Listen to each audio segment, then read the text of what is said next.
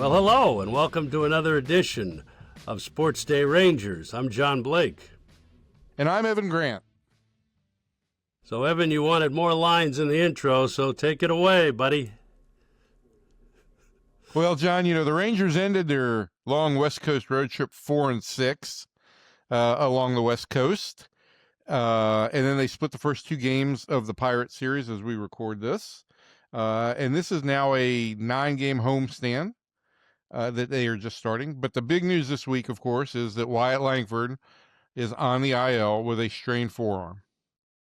And the Rangers also have some relievers on the IL, but this is really the first significant position player injury of the season. So we will see how that plays out here over the next 10 days. Yeah, they've got three relievers who made the club out of camp on the IL, and they've got Luis Curvelo on the IL. So they've had to kind of scramble in the bullpen, and I think for the most part they've done a good job of that. John, our guest this week is going to be former Rangers second baseman Mark McLemore, the doctor of defense. Or defense, if you live in the East Coast. Whatever, John. This is all part of our series to celebrate the 1996 Rangers team, the 30-year anniversary of the first Rangers team to ever play into October in the postseason. And we're looking forward to talking with Mark. And on the archives in Arlington, we're going to go back and look at April of 1989 when the Rangers were 17-5, a lot of it due to a man named Ryan. Ryan who? Nolan Ryan. Oh, Nolan Ryan. Never heard that name around here. Listen, you can reach out to all of us on X with any Rangers questions or comments. We're still awaiting that first comment. I'm at Evan _ I'll send you a comment. There you go. You send me plenty of comments. I'm at Evan _P _ Grant. He is, as always, at Ranger Blake. So let's talk about where we are right now in the season, and it's 500, 12-12 overall, 4-4 at home, 8-8 on the road. And again, we've talked about this tough schedule. 93-93 since the start of last year. If you want to go far back. Yep, it's a lot of 500 numbers, I guess you'd call it.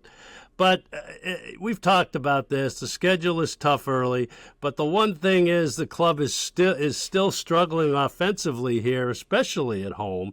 Although, as we talked, they've scored 9 runs in 2 games against the Pirates, which is they hadn't scored more than 3 runs in a game at home all year. So let's start with the offense and everything. And Josh Young has really picked it up.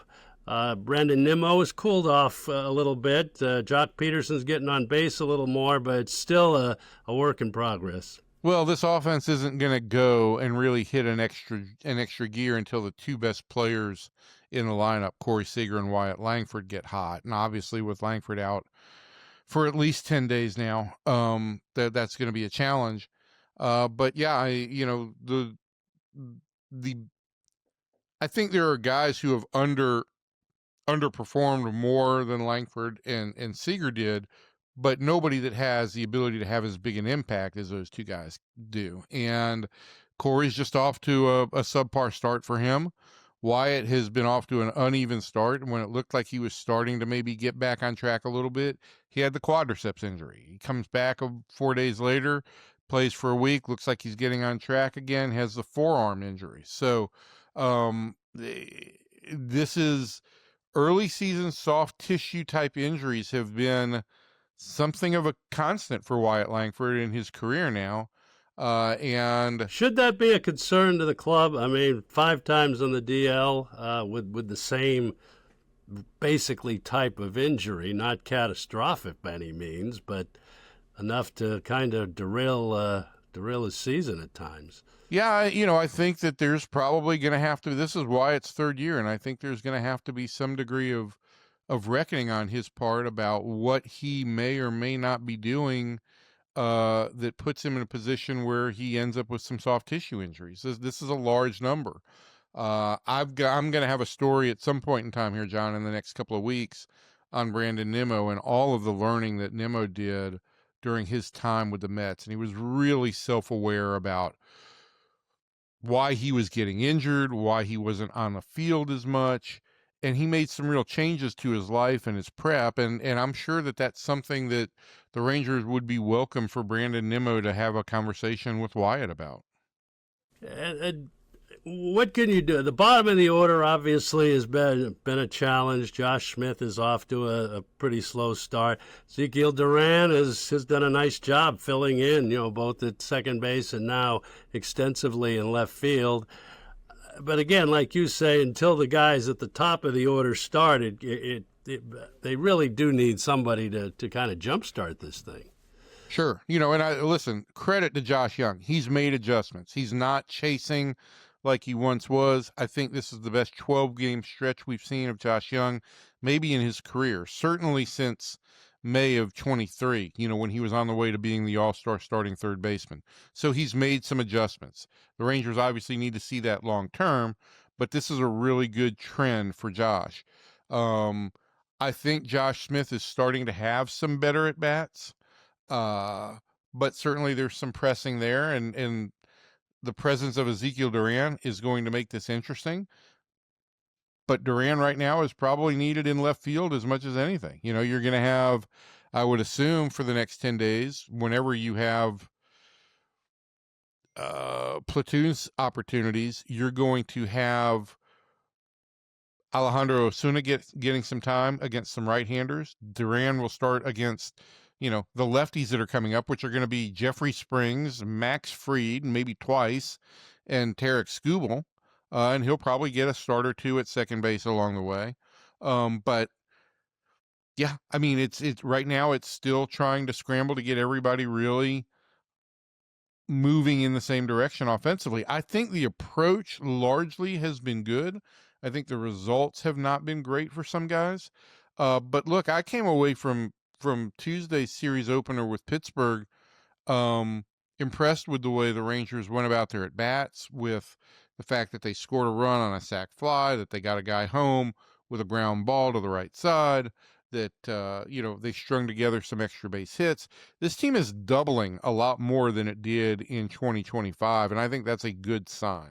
Well, even in the eighth inning last night, you get the pinch hit single from McCutchen on a hustle play where he beat out an infield hit. And then Berger comes around and gets the big hit to tie the ball game. But let's talk a little bit about the defense. And they made 4 errors on Monday and Tuesday. Tuesday and Wednesday's game against the Pirates. Some uncharacteristic plays that we've seen over the last few years. Just over bad relays, that kind of thing. Is that anything that Ranger fans should be concerned about? Well, it's something my dogs are concerned about, John. Right. They're obviously very upset about this.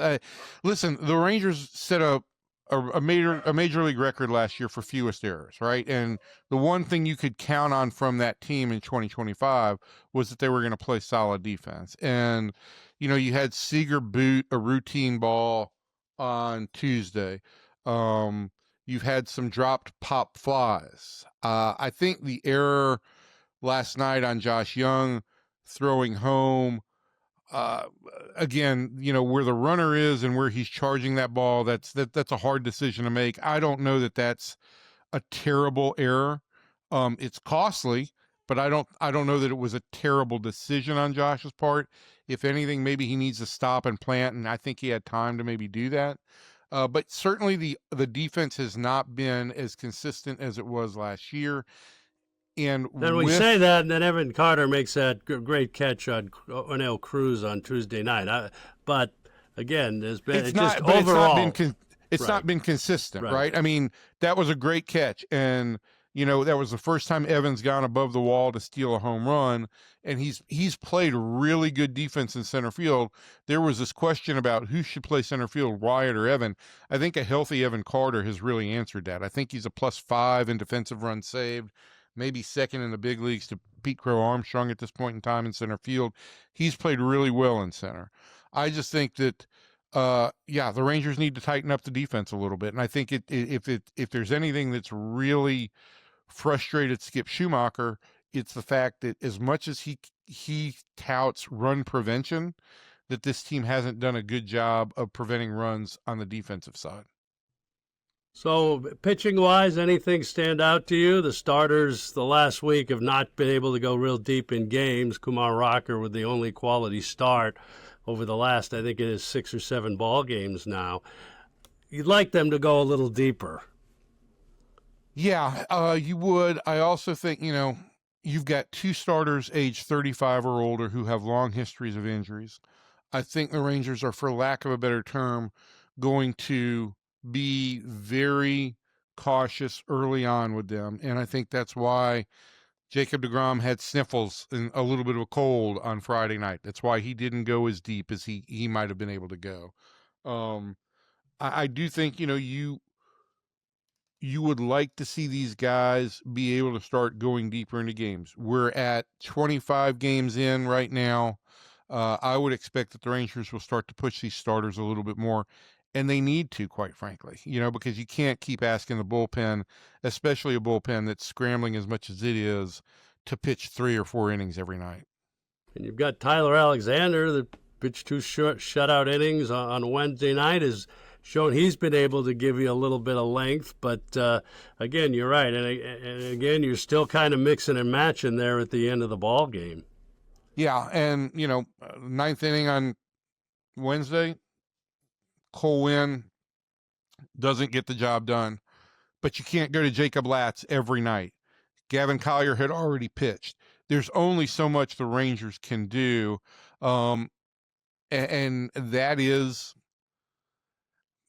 part of the learning process for Skip Schumacher with this group of guys. It's one thing if you have guys with long track records in a certain role, and you can say, okay, I know what I can do here. But right now, you're kind of on some uneasy footing on how you manage these guys, especially early on, because the other part of that, John, is you've also got to be protective of the relievers early on, because you're going to need them all year. Right. Have you ever seen a ball like O'Neill Cruz hit last night in the 9th inning, hit the top of the foul pole? Certainly I don't think it's happened in this ballpark.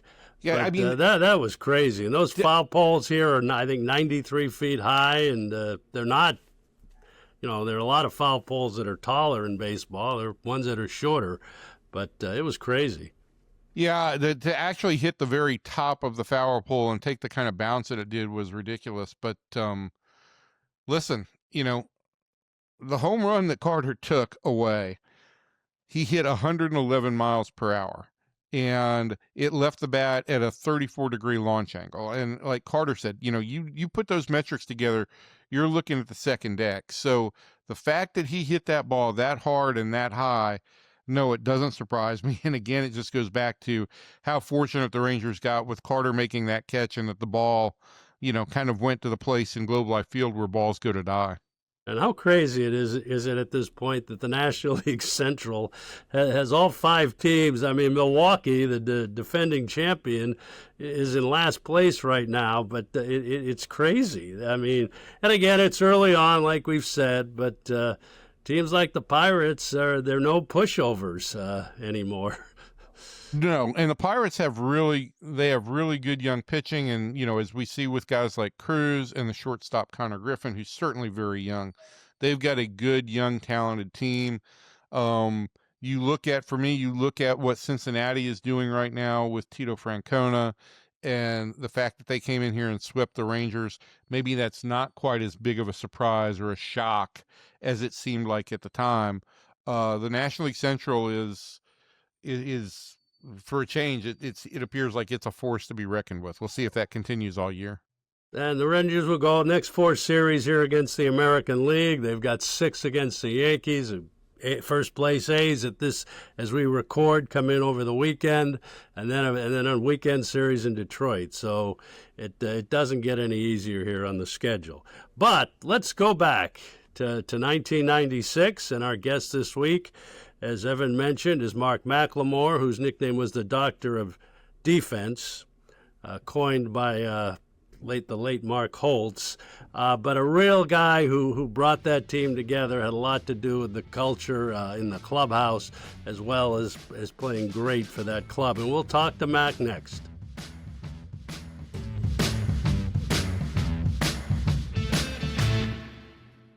So we're happy to have on this week's episode of Sports Day Rangers, as we celebrate the 30th anniversary of the Rangers' first postseason team in 1996. A big part of that team, Mark McLemore, 19 years as a big leaguer. From 1986 to 2004, played till he was 39, has the distinction, Evan, of being the first player to play for all four AL West teams, and they also played for the Astros, so actually he got all five. But the Rangers played 5 years in Texas, second base, leadoff hitter, got on base with the Rangers, 83 steals, 358 walks in those 5 years, and a 268 average, more importantly, a 363 on-base percentage. So, Mac, welcome. Thanks for joining us today.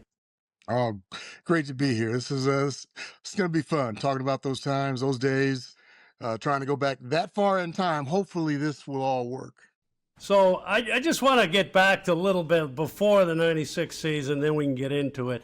So you signed with the Rangers during the strike in 1994, and a lot of guys waited till after the strike when we signed Bob Tewksbury, Mickey Tettleton, Jeff Russell, among others.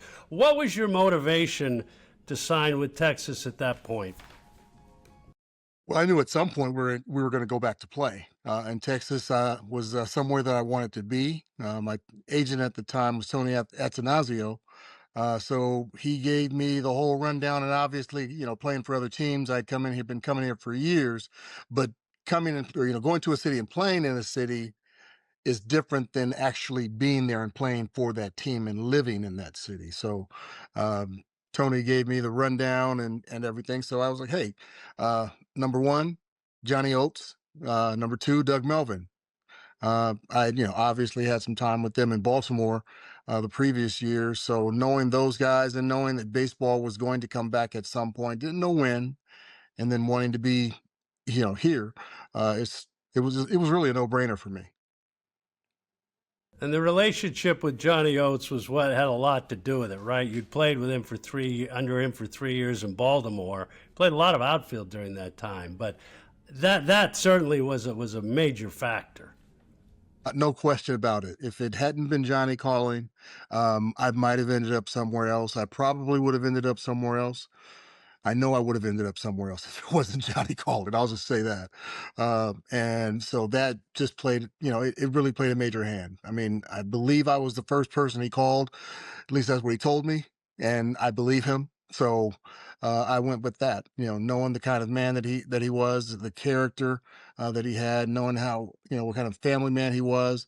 I had no reason to not believe him with anything. So, and it was also an opportunity for me to get back to playing second base, which at the time is what I really wanted to do.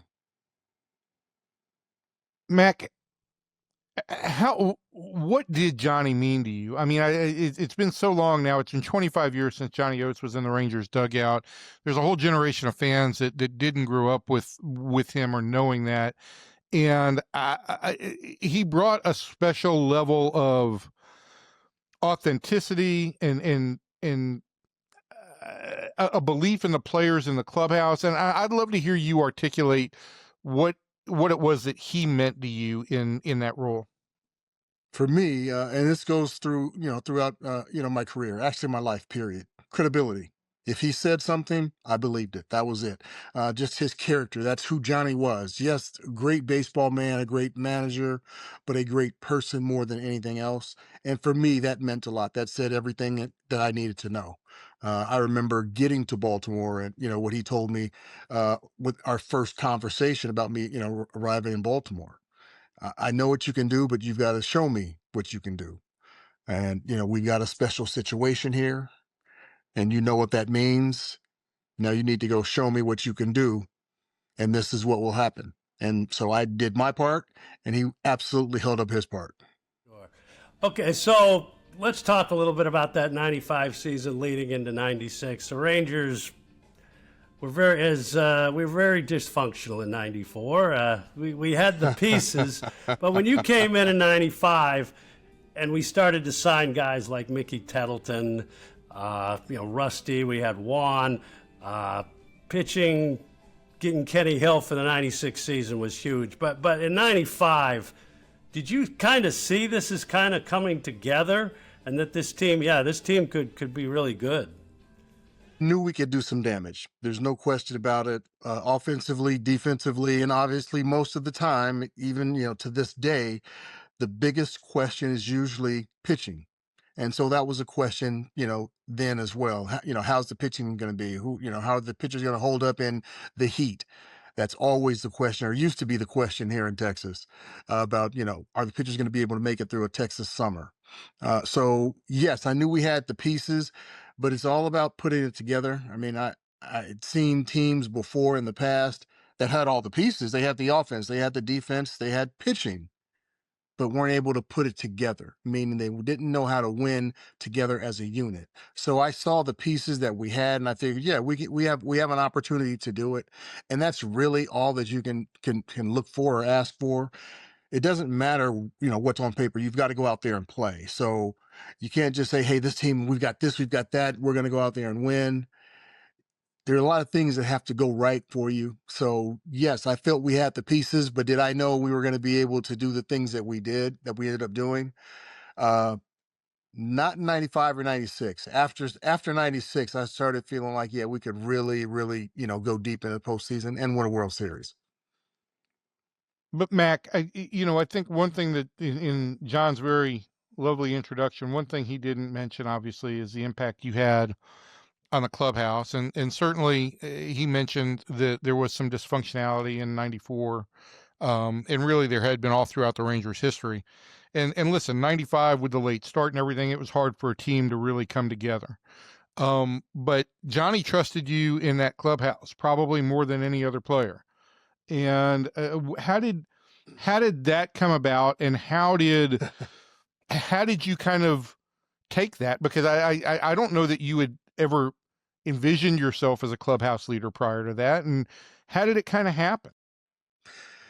It's interesting, and I think you know the story, but I didn't know right away either. Obviously, I'd spent time with Johnny, 3 years in Baltimore, so got to know him as a person, as a manager, and he got to know me as a player. And I believe he saw something in me that I hadn't really recognized yet. And so me thinking every year going into it, hey, I'm going to be a leader of this team. Thought never crossed my mind. I'm going to go out here and do my job. Hopefully we can all gel and win a World Series. That was the extent of my thought. But there was a play that happened. I can't remember who we were playing, but Benji Gill was the shortstop, and I was playing second. Typically, the shortstop is the one who calls coverage on a steal. Well, with me, I'm the one who called coverage on steals because Benji, I believe it was his rookie year or maybe his second year. I called coverage. I called for Benji to cover the bag on the steal. He didn't. Punched through the ball into center field. Ended up being an error. And Johnny was livid. And I knew he was livid. I could see it from the field. And I'm just thinking, oh man, he's just going to wear Benji out when we get in here. Benji got to the dugout before me. That might have been on purpose. Just wanted to make sure that he was going to get Benji and not me. But he didn't say a word to Benji. He kind of went off on me and lit into me. And I was instantly upset. So I'm like, listen, I had him, he was covering. That's the play. We have that written down. We have it in our books. This is what was supposed to happen. He didn't cover.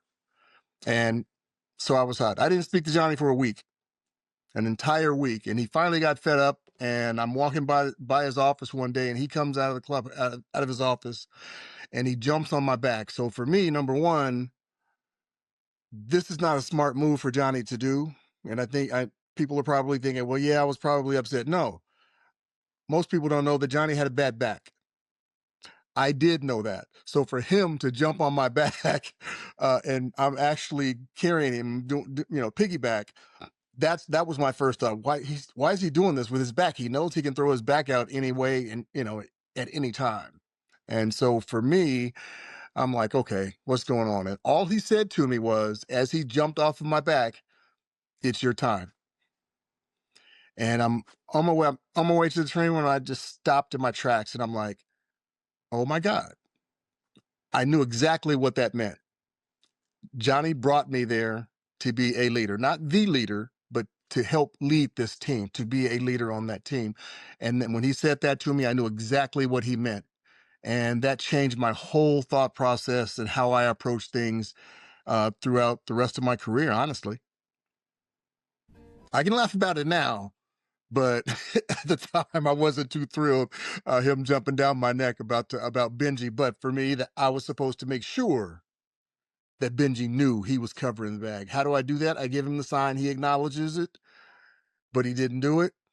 So it should have been me getting into Benji's collar instead of Johnny having to get to me. So from that point on, never happened again. But so then he gave you kind of the keys to the clubhouse. And look, that 96 team, even though I wasn't here, the stories are long. Will played a role, Mickey played a role, you played a role. I think Dave Valley played a significant role, and it was a great combination of guys all kind of coming together. But when he gave you to the kind of the keys to the clubhouse, how did you approach that job? Number one, I took it seriously. This is what I didn't know. It was something that I didn't know that I really wanted. I wanted to be a leader. I wanted to help a team other than just with my physical performance on the field, the mental part of the game, the things off the field that were going on. I wanted to be a part of all of that, helping get this ship going in the right direction. And I said earlier that, I knew he brought me here to be a leader, not the leader. I think he and Doug did a tremendous job, and the ownership group did a tremendous job bringing in the right guys to help lead. Like you mentioned, Mickey Tettleton, Will Clark. We had everybody that we needed, and everybody that was here, especially the middle veterans or veteran players at the time, knew what their job was. They knew how to be ready at game time, 7:05.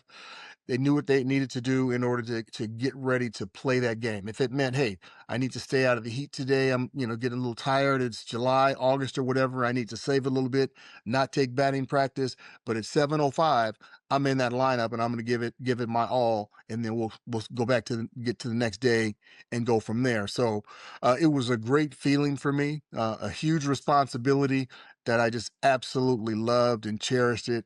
And I told Johnny, on many occasions, thank you for that. Except for me, in my mind, it changed my career.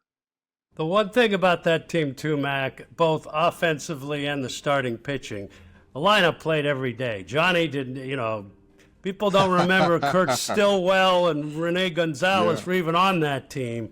And going into the season, the lineup was pretty set except at one position. That was shortstop, where you mentioned Benji got hurt his back, ironically enough. And Kevin Elster steps in and is probably has one of the years that is most unprecedented or surprising in Rangers history. So how did he fit in, with you and he playing the second base shortstop combination, and what he meant to that club? He meant everything to that club. Obviously, we know what in baseball what the strong points are: shortstop, second base, center field, catcher, up the middle, and obviously who's on that mound, starting a game and ending that game. So being strong up the middle is what you have to be in order to win a championship. So bringing in Suge, as I like to call him, Kevin. I knew of him, and obviously we hadn't started playing. We hadn't started playing with interleague yet, so I had never played against him. I knew of him, knew what he could do, but you don't really get to know a guy until you play with them every single day. So knowing his, what he could do on the baseball field, I was like, okay, let's see what this guy's got. So first day of spring training, we're taking ground balls. We want to try to get that chemistry, working. And he said, "Where do you want it?" The only other second or shortstop that ever asked me that was Cal Ripken. "Where do you want the ball on a double play?" And I was like, "Right here." And so we go to work, and he's doing this thing. He comes up to the ground ball hits his glove. At least I thought it hit his glove. It was supposed to hit his glove. And the next thing I know, it was in my glove. And I was like, okay, looked a little weird. Next one, boom, same thing, same spot, right where I wanted it. Did that about 4 or 5 times. And I was like, man, what are you doing? And he looked at me like, what do you mean? What am I doing? I said, how do you do that? He had a way of getting the ball in and out of his glove. And it was a half a motion. It was it would just come. And so I got the ball instantly, which every second baseman back then loved, because that meant I had more time to turn the double play and clear myself and not get taken out by the runner. And I just started laughing every time we were taking ground balls. We're turning double plays and he's doing it. I'm having a hard time completing the double plays because he's right perfect every time. This isn't just, the ball's hit up the middle and he's coming toward second base. I'm talking about he's going 4 or 5 steps to the right, goes down and gets it and throws it right there from that release and hit me every single time in the same spot, which is where I told him I wanted the ball. And it was incredible. And we all know how great Cal Ripken is. Love playing with Cal. I learned an awful lot with my 3 years in Baltimore with Cal Ripken. But Kevin Elster was a different animal when it comes to turning that double play and getting the ball to me exactly where I wanted it every single time. And Evan, one thing that 96 team, I think it's underrated. That team led the league in fielding percentage, set a club record for errors, and that's one thing you don't remember as much about that 96 group because of the offense and everything else. Yeah, I think the offense overshadowed everything else because we had a great offense, and it should have overshadowed everything else with those guys driving me in and wearing my legs out, which I loved every minute of running in this heat. Uh, Juan, Pudge, just Will Clark getting the job done. Dean Palmer, Mickey. It was just. It was a great time for me. It really was. I think that's when I really started coming into my own, even though I guess I got here maybe 9 or 10 years into my career. It was a really, really great time for me. And man, Kevin Elster was a big part of that. And obviously, a lot of people for me to thank that had a lot to do with it.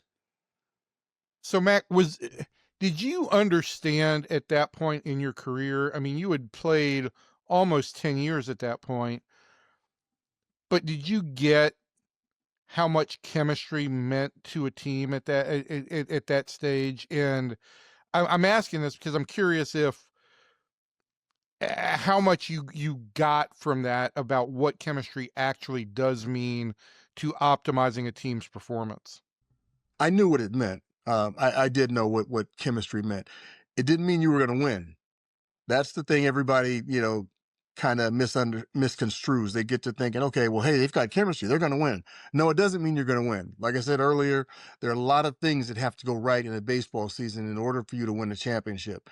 Chemistry, I think for me, in my opinion, it's one of those things that needs to go right. Do you have to have chemistry to win? No, you don't. I've seen teams with no chemistry whatsoever, physically fighting before a game, and they win the World Series, and not just one, but a couple. So for me, chemistry is a huge part. I would rather have chemistry than not. Now, is that the first thing I go out there and look for? No, because you can't say, hey, this guy's a chemistry guy, that guy's a chemistry guy. You can't put a team together that's just full of chemists. Then you just have, a chemistry class. That's not what this is about. It's about winning baseball championships. So you've got to have talent, no question about it. But you want to have all those things, in my opinion, you want to have those things lined up.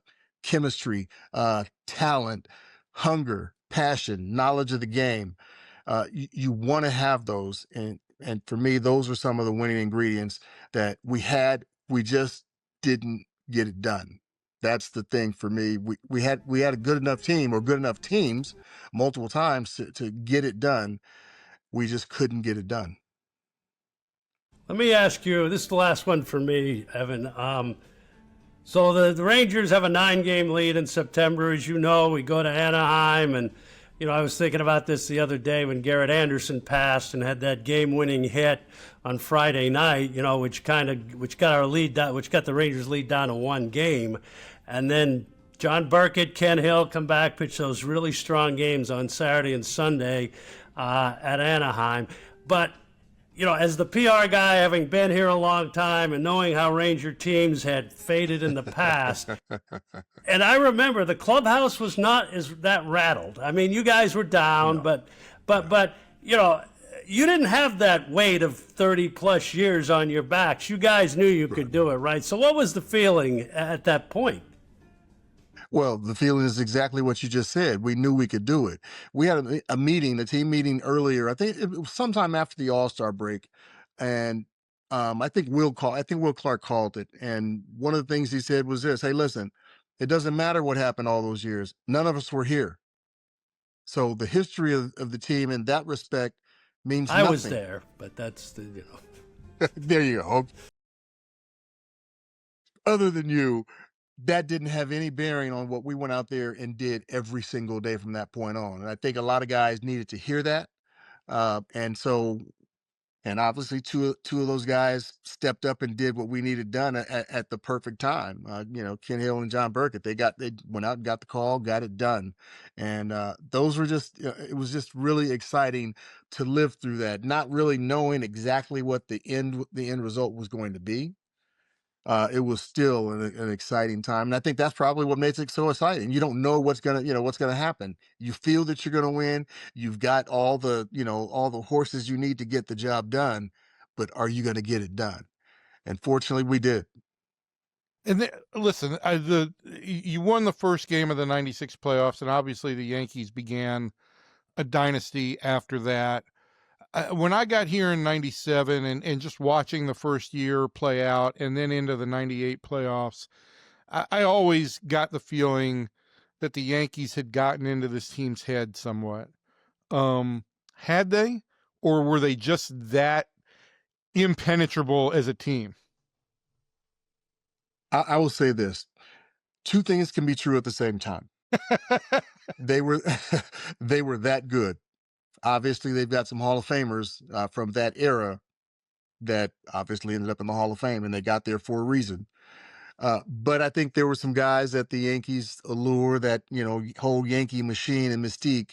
It got into some of our players' heads, unfortunately, and it cost us some performances. They didn't perform to the level that they normally do throughout the course of the season. Because if I remember correctly, I think we won the season series against them probably every one of those years.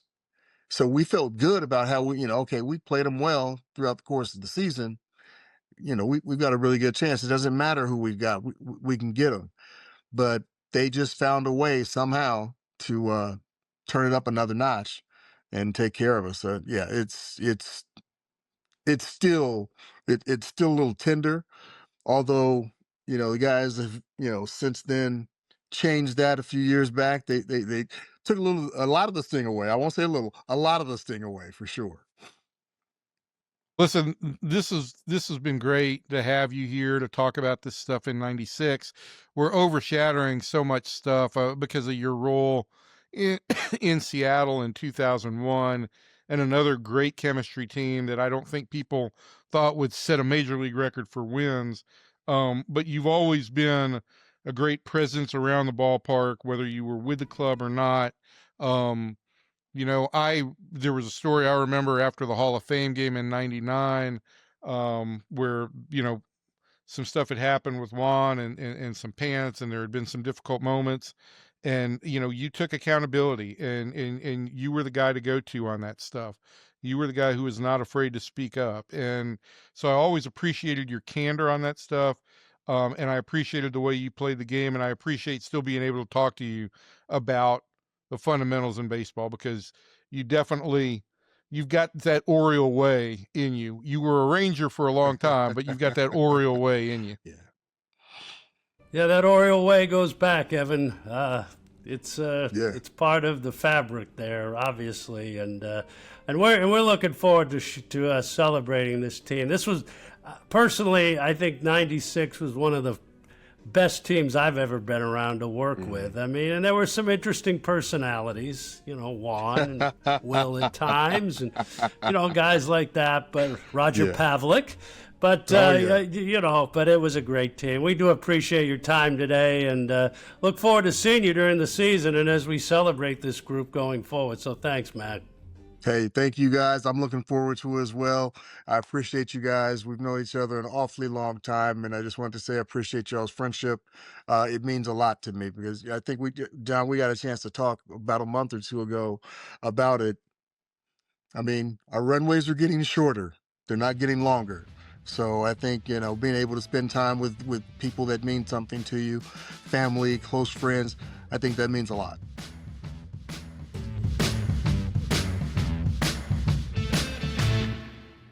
Mark McLemore was great, and like Evan pointed out, the chemistry that he helped bring to that team in '96 was amazing. And one thing we neglected to say, and he had 472 that year in June, Evan, which is still the highest batting average ever for a Ranger in 1 month, which, I mean, you could win probably a lot of money on a trivia question if you ask that question, who has the highest average for a Ranger in a month. But he was a big part of that team. So, the archives in Arlington for this week. We're going to talk about another record-setting month for the Rangers, and that was April 1989. And this was before Evan's time on the beat. I don't know, what were you doing in 1989, Evan?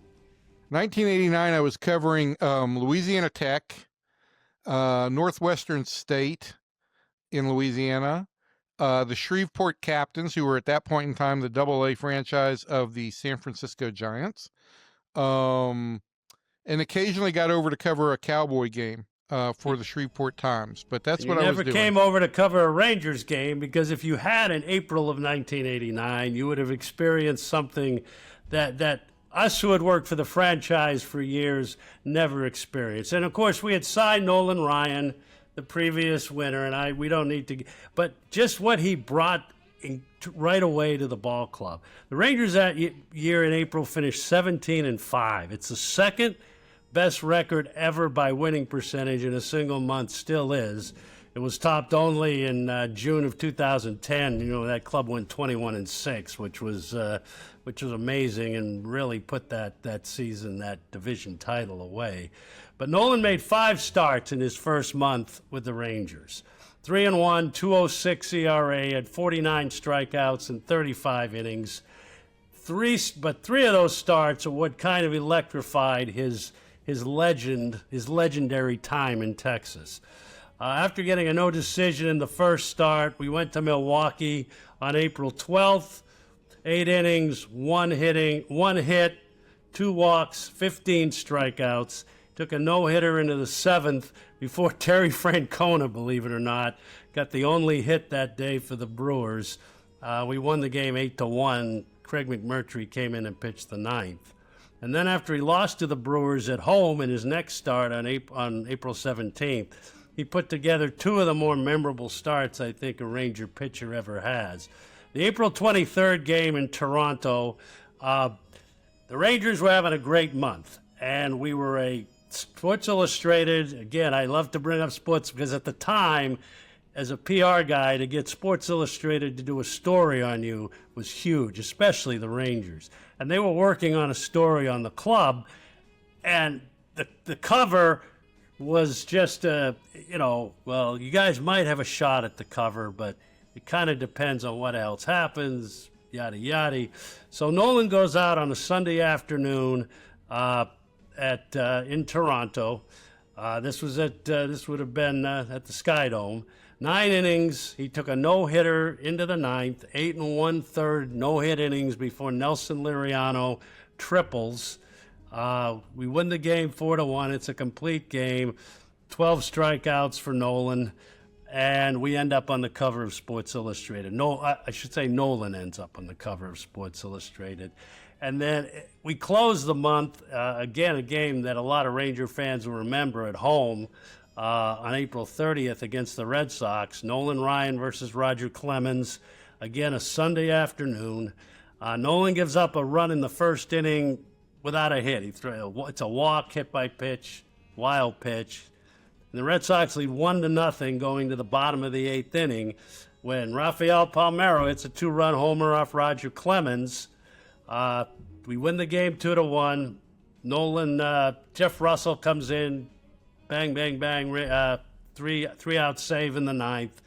And Nolan struck out his last batter. He struck out Jim Rice on 3 pitches. And Rangers finished 17-5 in the month, but the legend of Nolan Ryan had started. So what do you remember being in Shreveport about the Rangers at that point? Because the Rangers obviously were not big news prior to that. Did that make any dent? No, it made no dent. I at some point in time, I wrote a column on the Rangers from Shreveport, and I had tried to talk to Tom Grieve about something. I've shared this story with Tom, and I was 24 and asking snot-nosed questions. And at some point in time, he said, "What, are you writing a book on this?" And I said, "No, sir." And he said, "Good. We'll leave this chapter out." What I do remember from what you just talked about are 2 things.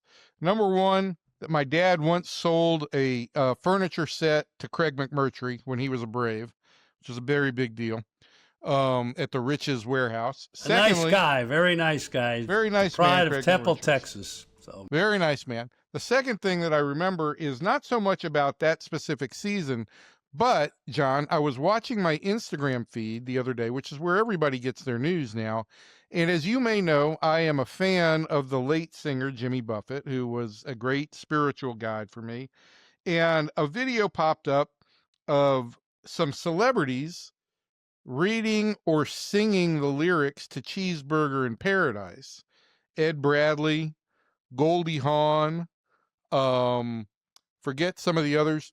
And there was Nolan Ryan in the outfield at Arlington Stadium saying, "I like mine with lettuce and tomato, Heinz 57, and French fried potatoes." He kind of stumbled, but I'm wondering, do you remember, did they have to reach out to you? I don't remember that. And I remember most things about Nolan, but they must have had to go through us, I would assume. I wonder if Nolan got paid for that or anything. I have no idea. I do know that Nolan told me he did once go to a Jimmy concert, and he walked in to listen to him sing. He said, "I walked in and the smell of weed was so bad, I had to walk right back out." But he did know the lyrics, or at least he had been prompted on the lyrics to give this little thing. And that's amazing, because I remember when Jerry Jeff Walker did his song on Nolan Ryan. That was, I think, 90 at that point, when the legend was really percolating at its high.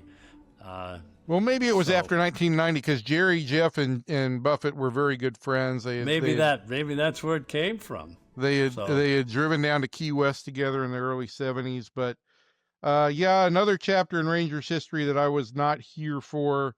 I was still too entrenched in following my beloved Atlanta Braves at that point in time, and keeping up with the prospects at the AA level with the Giants.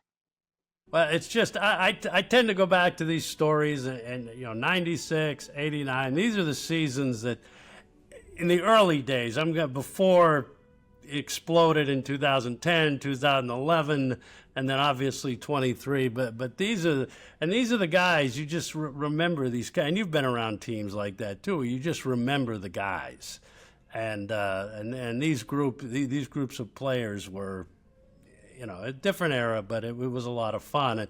And that was kind of the thing that propelled Nolan in Ranger history. And it took off for 5 years, and it never stopped. Well, it was one thing after another in '89, right? It was, right, yeah. It was the start.